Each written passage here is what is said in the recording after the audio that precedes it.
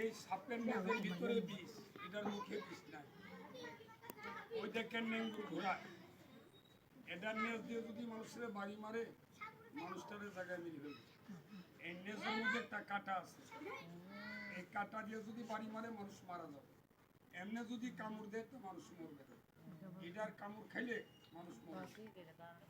তবে সাপ ধরার কোনো জাদু মন্ত্র নাই, আপনিও ধরতে পারবেন। এই হারামি, এই এরপর একটা দেখবেন খালেদা জিয়া,